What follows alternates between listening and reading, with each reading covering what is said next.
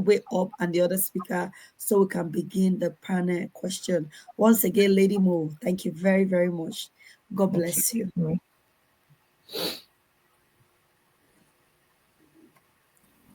Ebube, over to you. You are not in charge. Thank you so much. Thank you, Lady. Well, I'll adopt the way she calls you, Lady. It sounds so passionate. It was really amazing. Learned a lot, especially seek God, be accountable to God, be obedient to God. Really, really key. Thank you. So, like Coach Sonia said, we're going to jump into the panel session now. We have our 3 speakers here, and please drop your questions. I will pick them as I see them. We also have some questions to go through. I'm going to try to get to all of it. So, for the few ones that, so I think what I'm going to do is I'm going to ask the question, and should I pick, or do I leave you 3 leaders to decide who is going to answer, or do I just direct as I feel led? Let's see. Well, I'll do a bit of both. The first question is from Mr. Tunde. He says, "I love communication, but it's as if my partner does not have the time. How can we improve our communication system?" I'm going to direct this first question to Mama Adesuwa, please. Thank you very much. I hope everyone can hear me. Yes. Okay. All right. Thank you, Bobe. With just addressing the question, I'll go back to the presentation. We talk about intentionality, and I can't say that in simplicity, explaining intentionality. I explained that to my daughter yesterday. I said we always say we don't have time. And when we use that word, it means that whatever it is we want to do is not important enough for us to create the time. And why did I make that statement? I had a very busy day yesterday. And by the time I got home, I was so tired and I just felt like having my shower and going to bed. But there were things I needed to do that was very dear to my heart. And I still went to the kitchen. I prepared the meal. I packed those meal and I entered the car and I have to drive for 30 minutes to deliver the first batch. And I drove for another 15 minutes. That was about 45 minutes to deliver the second batch. And by the time we're coming home, all my body was screaming tired, go to bed. And I still needed to prepare something before going to bed. And I needed to join a prayer. And I did them. Why? Because it was important to me. I could have given that excuse when I finished from work and said, I can't do this. I want to rest. Why am I saying this? If your marriage is important and is a priority, she's very busy, she's not creating time. You can work together, have this communication, talk, and just book something. If you know a day off or the time she's not working, and say that, Honey, I've booked a meal for us to go out. I'm sure she's not used to that or she don't do it often. She's going to be shocked. Really? Create that atmosphere. Create that time. If she is busy, create it. And don't do it in a forceful way. Do it from the caring way, from the caring angle. There is no one that you give care to and will reject it. From a caring angle, she will talk. She will create that time. And when she enjoyed the first time, next time it will be easier for you both to make it a routine. Sometimes you don't even need to go out of the house. It's just being able to go for a walk. But just because of her busyness, her schedule, please create it so that you don't become housemates. Please create it. It's very important. Yes, my husband work, I work. There was a time he was working just night and I'm doing day. And how do we bridge our communication gap when he wakes up in the evening Sometimes he join me in the kitchen when I'm cooking, and we just talk, and we're talking through that, and it becomes a conversation. Or what does he like to, he enjoys football. I sit with him, we can talk, even while we are watching the football. By the time the football is over, we are able to talk. Or even when we are on our way in the car has become a very good place for us to talk. We're going to church, we take 30 minutes, we talk, we do things, we do devotion, we do all sort of things inside our car. So there are ways you have to create your own ground. There is no one shoe fit all. Create something. You should be able to create a ground for both of you to have that conversation. Please don't stop trying. As a man, I really appreciate that. Don't stop trying. Please keep it open and do something. And please don't let it be like a burden or a problem to her. Come from the care angle. Thank you. Thank you very much. So I think a quick one. I think we're mistaken if we're a man. I think it's actually a lady because she has put a follow up saying that anytime I tell him, he will be like, "Have I done anything wrong?" I think we mentioned that as well during the conversation, that if all the time that you talk is when there is a serious issue, it will tend to run and put its barrier up when you say we need to talk because it think is something wrong. So if your communication is constant, as in talk about the good, talk about the wins, talk about the celebration, talk about yourself. How are you doing? How is your work? Are you okay? How are you coping with this, with that? And if it becomes it's something that you do regularly, if you say we need to talk, he will not say, just because I miss you. Don't let him, tell him, be vulnerable. We need to talk because I miss you. Tell him. Don't, not because there is a problem. You're not in trouble. I just miss you. I just want to talk. Like remember, we said clarity. Communication should be clarity. There should be consistency. And don't assume. You need to just let him know, I miss you.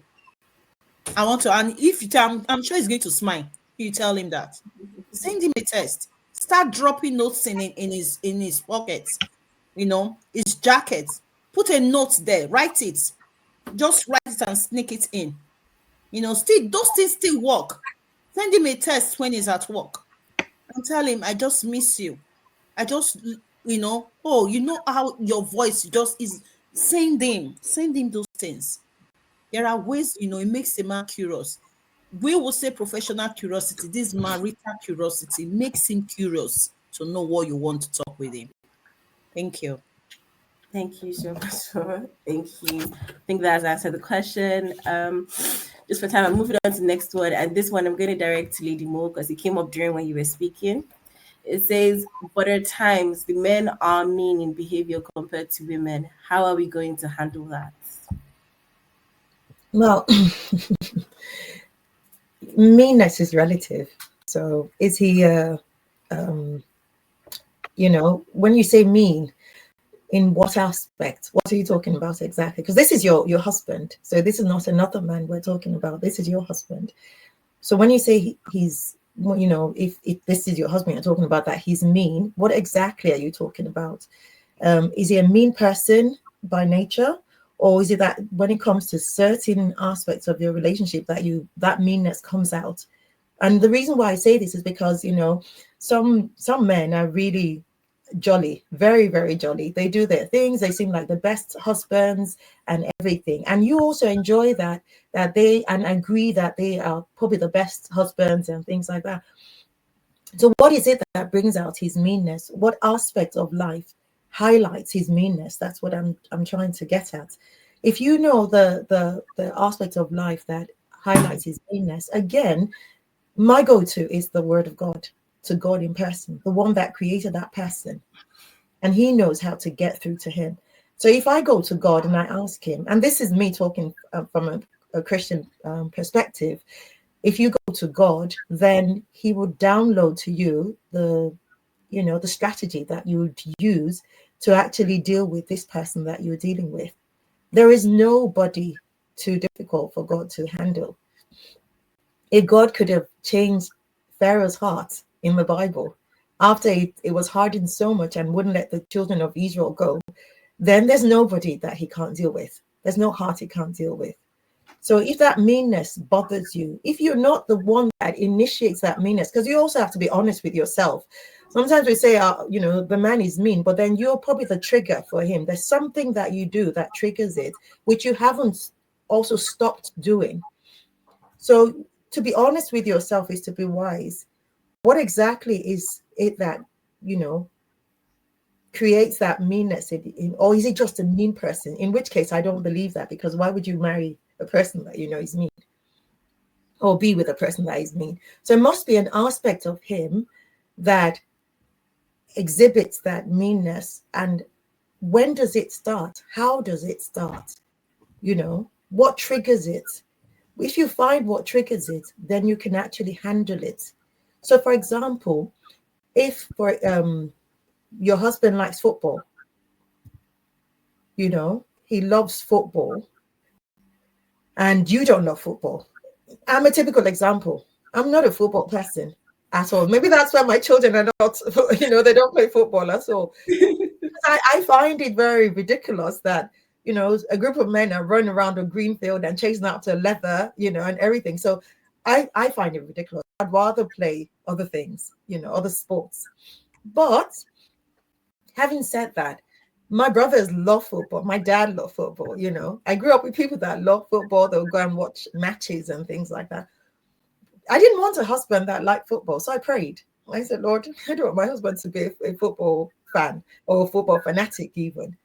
And eventually, I was grateful to God that he gave me my request. My husband is not a football fanatic. He will watch if, there's a particular team that he likes playing or something, but he's not really the type. So if my husband were the football person, and that this is his thing, that adrenaline that they get from football and all the testosterone flying about from that football match, and then you go to him at that particular time to say to him something like it's a distraction, he's going to be mean. Whether you like it or not, his mean aspect will come out. So I'm just using that as an example. What is the trigger? Is he always mean? Is it something? So of course, with that, as an example, you learn not to. You don't belittle it and say, "Oh, isn't it just football?" He doesn't like that. He doesn't. You also have to learn that at that point, he doesn't want to be disturbed. You have to wait. Just like when our children are asking us for things and we're busy, and we say, "Wait, wait, wait." And they don't want to wait. You find out that we replicate our children, even as adults. We also don't want to wait because you want to tell him that thing or get that thing across him there and then. But you also need to wait. You have to catch him at the right moment when he's not watching his football, maybe when he's eating even, and he's doing something less manly or less, that he's into. So we have to look at the culmination of our marriages. I'm not knocking football. Please don't get me wrong. I'm not knocking it. You love football, and that's good. But I'm just talking from my point of view. I didn't want football, so I got a man that is not really into football. But if you like football, of course, no problem. I wish my boys played football actually, but they just didn't. So. So that would be my take on it. It's difficult to give a clear-cut answer to this, because you have to also look at what the triggers are. What is it that makes him mean, or is he just a mean person? In which case there is a problem, a fundamental problem. Thank you. I know we have more questions.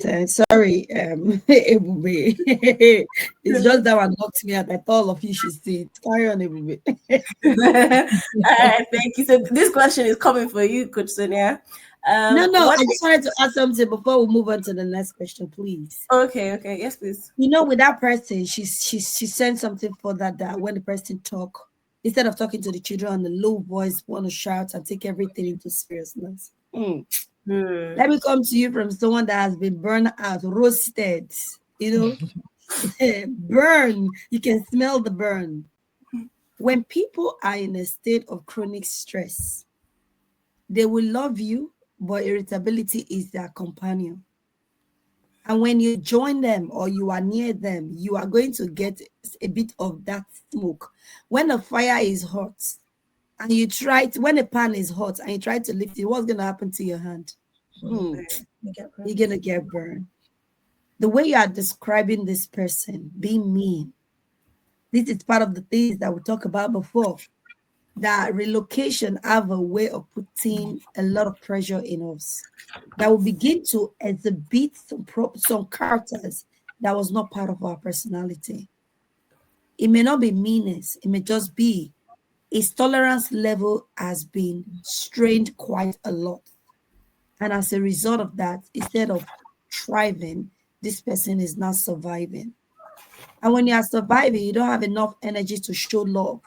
You just have enough energy to preserve your sanity so you don't run out of the house naked, stark naked.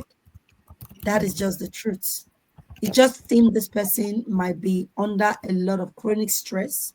And as a result, they are turning into someone that you do not know. For someone to be shouting at their children, that is not someone that is happy or someone that is stress-free. We cannot eliminate stress. However, we can know how to manage our stress. The speakers have already given some example on how we can help, because your communication style and the meaning that you attach to your communication could be the reason he is not smiling even when you are joking. I do couples counseling, and one thing I realized that the fact that you are communicating, you have clarity as to what you're saying, it doesn't mean the person you are speaking to is in the same frame of reference. They will react to you rather than respond based on their own interpretation. You will be expecting a response, they will give you a reaction because of what they are looking at from the lens of their previous experience and from how much of their threshold of their tolerance is remaining. I would say get to know what is going on, because people will give you transferred aggression, not because of you, it's not you, but because you are the closest to them. It's almost as if they just pour it on you. It might be work related, it might be finances, you don't know. So let's be mindful, just observe the person, take away the judgment, take away what they are doing, and try to get to the roots of why he's acting the way he's acting. I hope that helped. Thank you.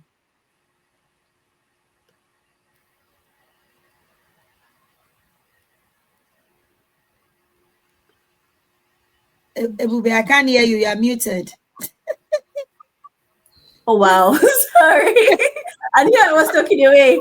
Thank you. The next question, which is coming your way, says, what identity challenges arise when partners migrate, and how can they support each other through them? There's a lot of identity challenge that arise. The first one, I would say, trying to acclimatize into the culture, especially our accents, is one of the identity crises that a lot of us face. You'll be speaking coherently wherever you came from, and now everybody's asking you, pardon. What are you pardon for? You're like, what is going on? So it's almost as if one person asks you, it's fine. But in the course of your day, you're trying to interact and do your job, and someone keep asking you, can you repeat that? Could you repeat that? That will have a way that begin to erode in your identity, in your self-confidence, because you're like, I don't understand, but this is the same English that I used to pass my WAHEC, that I used to do this and all this stuff. So I wouldn't say change your accent, but make sure your pronunciation, watching TV, BBC News and all of this stuff, you watch the presenters, the way they speak and they pronounce some words. So sometimes when my children bring spellings from school and I'm trying to help her, and then she's like, Mom, I don't understand what you're saying. I say, oh, Dawn, calm down. I get the Google Ads. I'm like, hey, I pronounced it. Let me hear. This is the word. And then I begin to mimic that word. So that is one thing that erode this thing. I'm not even going to be shy about that, right? Because our accent is different. And sometimes we'll pronounce things. So it will erode your identity. It will affect you because this is your accent. Nobody question. Then the second one is also your self-confidence. If you are someone that, I don't know, I've noticed this thing within our people. When you're in the midst of other races, there's this inferiority complex that sometimes crawl in. I don't know if it's because you want to please them. I'm not quite sure. I'm still doing a research on that because there's a lot of factor whereby you just want, you feel close proximity with people from other ethnic race, do not make you look expensive or make you look like you've arrived. So when you're around them, you just want to do everything. I work with people, and sometimes the way I see them behave around Africans, they are very, very confident. However, when they are with other races, it's almost as if they are shrinking. They don't want to shine. They dim their lights so that they don't look as if they are too much. And the way we talk as well sometimes can be loud. And then when people make comments about that, you feel like you're shrinking yourself. So you're not appearing as your authentic self. I'm not saying you shouldn't appear as your authentic self, but try and make it a little bit polished and civilized so that you will be able to blend into different settings. I had to learn that. And sometimes they were like, you speak very fast. I speak very fast when I get anxious sometimes, especially during interview. I'm like, Sonia, slow down. Can you repeat that? Like, okay. And say that again. I'm gonna get Sonia, slow down. And I have to slow down. But imagine you're trying to look for a job. And all the interview, they're telling you to slow down, slow down, slow down, slow down. And you're like, if I hear that word one more time, I am going to explode.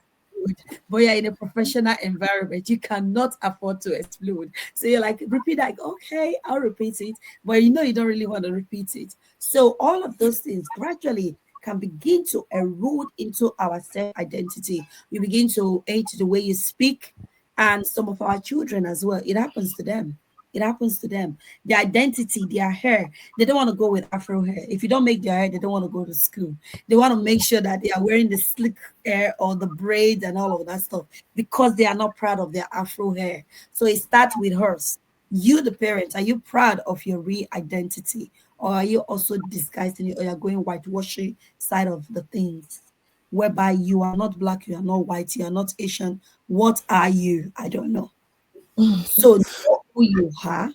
Your accent is okay. That's why I love Chimamanda. When she speaks, you can tell she's African, but her dictions are very, very, very clear. You can still understand that, except you want to make mockery. So keep your accent and be proud of your be mindful of the things that people start complaining that they did not complain of when you were back home. When there is a repetition of it, it will tend to erode your self-worth, your self-value, and your confidence. Be mindful of that and take actions to do something about it. And also other people taking glory for your work as well can rob your identity as well. You just feel like you've done it to us before and remind you of things that our forefathers have passed through. And then you begin to also, I don't know the word to use, you begin to subdue yourself in order for you, for peace, in order for you not to be seen as a troublemaker. And that is not your authentic self. So learn to be proactive, learn to speak, but speak with, not with anger, not with emotion. Speak and address the issue at hand. Because when you start shouting, it will deviate from the real thing. They will not say you are shouting, and the problem will never be addressed. So let's learn to communicate well and in a respectful and dignified way. So I hope that answers the question. Yes. Thank you very much. Thank you. Thank you. Thank you. Okay. Please do remember to drop your questions. I would pick them as I see them in the comment section. Please drop them. This next question I am directing to Mama A. How can couples, I think this just really summarizes like what you spoke about. It says, how can couples blend two cultures in a way that strengthens rather than strains their marriage? Thank you very much, Ibobe. To learn to culture, the strength is their marriage rather than strain their marriage. Again, we just want to say there are things about our culture that are really, really beautiful. And there are things that, we meet where we have relocated to that are great as well.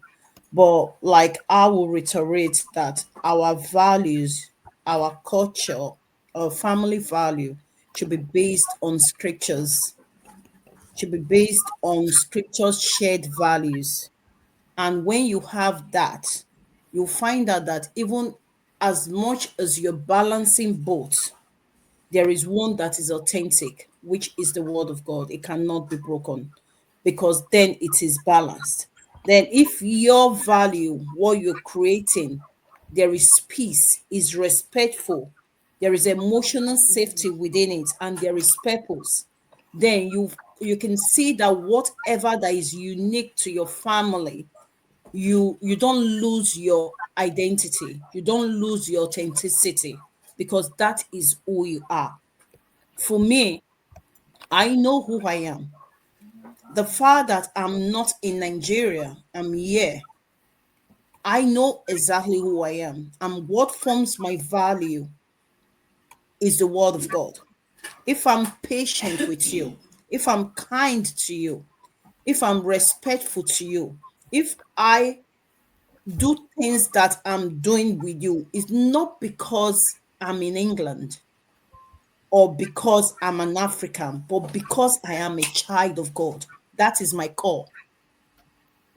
So that is my core. So if I go to Canada, I go to America or anywhere, I will still be me, because my core is authentic, and that is the word of God.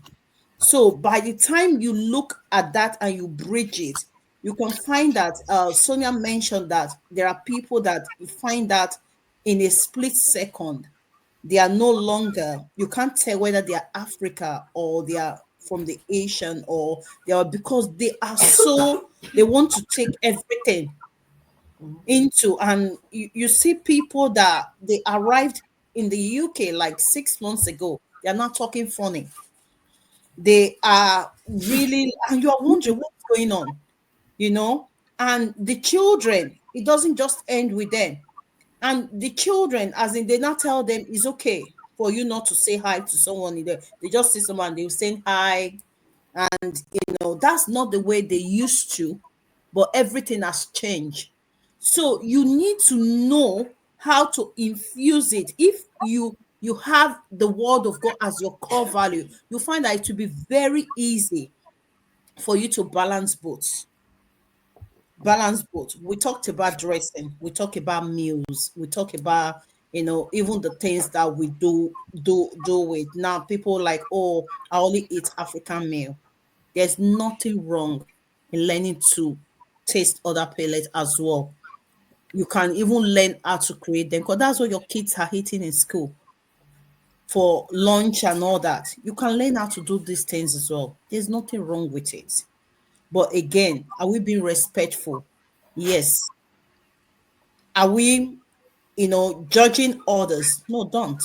When you are being respectful, you know how to draw the boundary. So, in as much as I'm not doing things the way you're doing it, I'm not being disrespectful to you. Thank you. I hope that answers, but if not, we can dive more. Thank you very much. I think that does answer the question. Thank you so much for sharing. Next question for Lady Mo. How do we deal with how migration reshapes family roles and expectations within the home?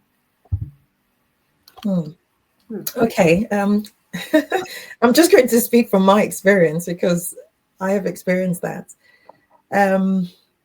Okay, so I think Norway is the longest place I've ever lived in my life. Usually I'm in a place for maybe 3 years and then move with my parents, and then, going to school maybe, and then move and then finally here. When you then get married, it's slightly different, because from the moving, they say travel broadens your horizon. From moving from one place to the other, not necessarily abroad, you could be moving from one state to the other. You experience different cultures, different values, and all of that. And then when you get married, if you're married to a person that hasn't been used to all that moving about, now his horizon is going to be different. It's going to be not as wide as yours has been, because you've seen so many different cultures. You've seen so many different, you've had experiences. So when you come together, the idea is not to lord it over your husband, for example, that you have more experiences, you've been to more places. And it's not to also take the lead necessarily all the time and to say, I've done this before. I've done something like this before. Let me show you. Let's do, that kind of thing. You have to do it together.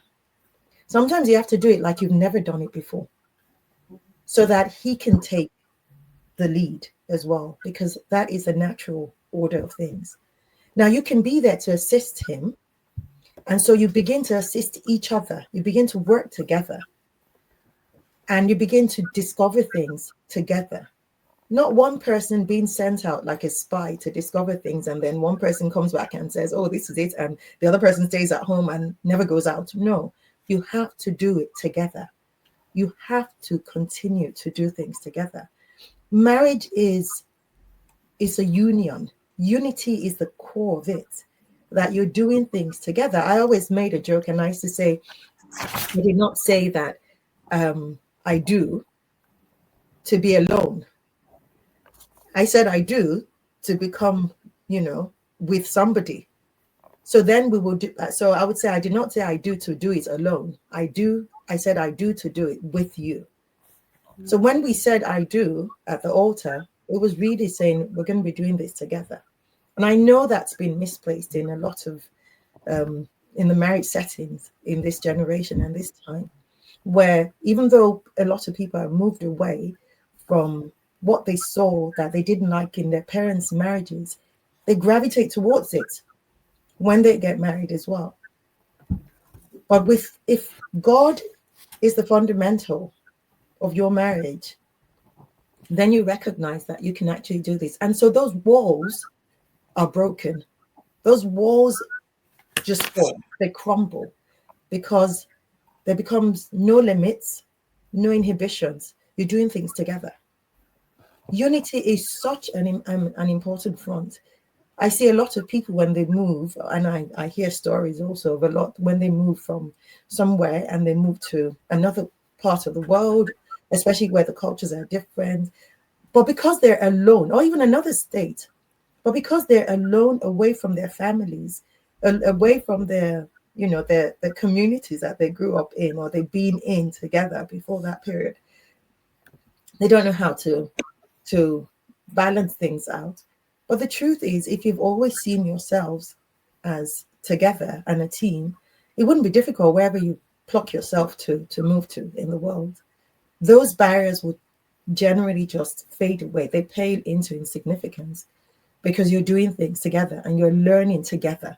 So you're moving, for example, if you move to Norway now, you would have to learn the language. The thing is, learn it together. Don't send the woman as one of the 13 spies. Go and find out what's going on, and you go and learn the language on your own. Learn it together, because it's when you learn together that you get more information together. Yeah.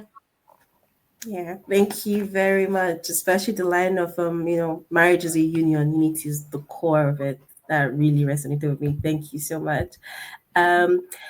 We're gradually coming to the end of this panel session, so I'm just going to ask the last question to Coach Sonia. I'm going to merge two questions in one. So the first one is, what are the signs of hidden or unspoken trauma? And then how can parents break these circles of trauma to raise healthy children? Okay. There are loads of signs of hidden trauma, and I'm very, very sure when I was doing my presentation that I mentioned it. So withdrawal changes, any behavioral changes in your child need to be investigated. And then the most say you're not a spy. You'll become a spy. James Bond 101. You're gonna you will have to pay attention. And the only way you can find out about this is when you are mindful on how you're working. One parent has to be available for the children, because these children, they are so good at disguising things. Because when they see that you're stressed out, they don't want to add to it. I've seen so many children tell me that they do not want to add to their parents' stress, that my mom is already so stressed, my dad is already so tired, I don't want to add to it. So you begin to see these things in their behavior. Maybe a child that was bubbly is not quiet. A child that is quiet is not very aggressive. That is a sign. A child that is suddenly not nervous up to the point that they can even get panic attack, or they can get into a state where they are having heart palpitation. It doesn't just start once, it is a gradual process. When your child start hiding things, they come back from school and they go straight to their room and they lock themselves. I know that we can say that, oh, they are teenagers. Teenagers are just teenagers. Lie, lie, lie. A teenager that has a good emotional safety at home will not enjoy their own solace for a long period of time. They might take time out for themselves. They always gravitate back. I have two teenagers. And I know once they spend time in their room, is to be on their phone. Once they've done that phone, they have a way of gravitating back downstairs to where I am, and they will start talking and they will share things. So when your children start acting cagey out of character, please gently investigate it, not being paranoid or making assumption. Be curious, genuinely curious to know what is going on. Pay attention to when they're talking. Maybe there is a friend that they are always talking about and they are no longer talking about it. How do your children manage conflict? There are some children that will be fine when everything is okay, but when they are being traumatized or they are going through a state of distress for a long time, you will see that they blow things out of proportion. They become, you call them drama queen. They are not just drama queen. They are trying to tell you something, but they don't know how to come. Now, when your children start looking for your attention in a negative way, then there is something happening where you are getting phone calls from school, and you know that you never used to have phone calls from school. They are now back chatting to teachers. They are now fighting in school. They are now Skype in school. And even you, they are back chatting to you. You tell them until they give you buzz. There is something going on. Sometimes our children try to get our attention in a positive way, but they also try to get our attention in a negative way, so that you begin to question that behavior, that what is the matter with you? This your behavior is out of character. Do you want to talk about it? Preferably do it without audience. Audience mean the other family members, because they may not want to be vulnerable in front of everybody. So give them that one-on-one time to find out. When there is a decline in their academic performance beyond their capacity, you will know there is problem. There is problem definitely brewing there. So find out. When your children start having nightmares, they don't used to have nightmares. All of a sudden, a child is now screaming, hey, and you're like, hey, what happened? One night, two nights is now becoming a habit. That's not, it's not only spiritual attack. We spiritualize everything. My village people have found me. No, it may not be your village people. It could be is the person who is being threatened. I've seen children being added to groups that they did not ask anybody to ask. So when you give that little advice to your child, please do well to put a lot of protection in it. I 2-point verification, and put that nobody can add them to a group. Put it in their settings, show it to them. They don't disclose their location, turn it off. Because when they add them to Snapchat, they are being bullied in school, or they are being bullied in on because now there's cyberbullying, right? And they are being bullied there. They have no escape. They are no longer with the children in school, but at home they can still reach them because of their mobile device. So these are the time you see your child when the phone notification big from their phone, they are jumping, they cling to their phone, they hardly drop their phone. Now I know teenagers can like to hug their phone, but I'm just saying when they excessively, it's like they are keeping secret. They are no longer open. They are getting very close and cagey. You need to investigate that. And also, when they start, they are, it can show in the way they present themselves. A child that is normally very tidy, all of a sudden they are scattered. They are not writing exam. There is no test coming up. There is nothing that has happened majorly in their life. All of a sudden they don't care anymore. Their hair is growing. They suddenly want to carry this bushy hair. Their appearance, they're having body odor. If you're stressed, do you know how to look after yourself? The same thing with our children as well. Okay, so those are some of the signs. And how can you deal with it? Please remember, you don't have to call the family meeting. Deal with that child one-on-one. Speak to them from a place of genuine concern. They will open up to you. Your children will open up to you, but you have to show that you care. If you are coming with that African or whatever place you are from, you're coming from that judgmental, authoritative, they will lock up. They won't tell you. They will not tell you.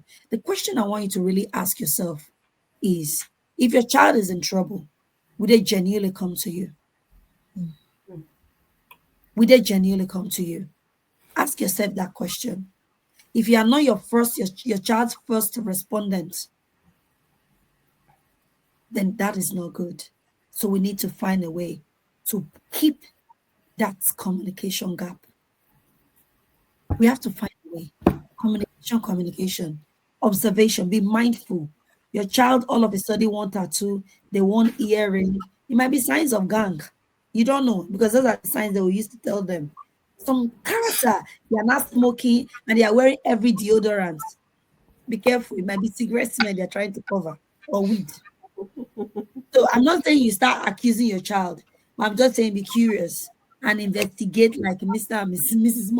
Mrs. Mapo. Investigate. Don't go with any assumption. Just say, I noticed you know you're very, you don't care about the way you look these days.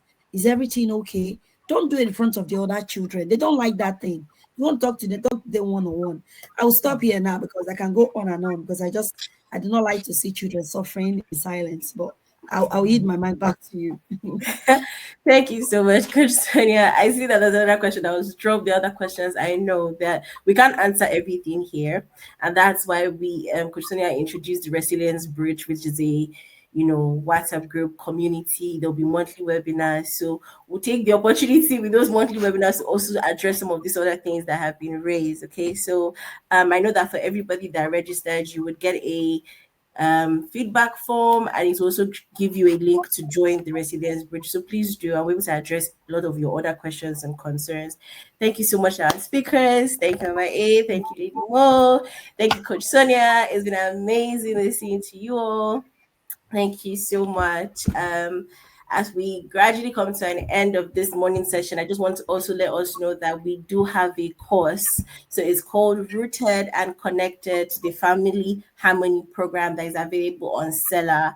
So from you all being here, if you're a parent that desires a peaceful home, a family that has understanding, everything we talked about, building real connection, it requires love, but it also requires awareness, requires empathy, requires intentional action. So this course is going to be a blueprint for your family needs. It's a powerful course. It's loaded. It's to help you understand each family member's love language, to help you identify personality, temperament, and reduce misunderstandings. It will help you discover your family's character strengths. It will help you be mindful of your family vision, your mission, and your values. It will help you break negative patterns, create emotional safety at home. That's something we've heard today, a lot of emotional safety. So if you want to, get this course, if you want to get clarity, empathy, and harmony, please look out for this course. For today alone, you get 50% off. So go ahead, invest in it. The link will be put on the screen. I think it came up earlier, but it will be available. So please invest in this for today, because you've been a part of this. You will get 50% off. So if you want deeper connection with your children, you want to build a strong, intentional family legacy, this is a definite recommend. And I hope that with everything you've learned today, you know that this is back to value. And as we're critical, just to remind you, there's also an evening session.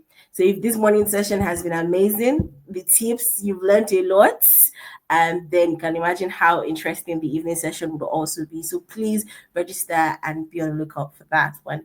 It's been an absolute pleasure anchoring the morning session, and I'm now going to hand over to Coach Sonia as I sign out. Thank you so much.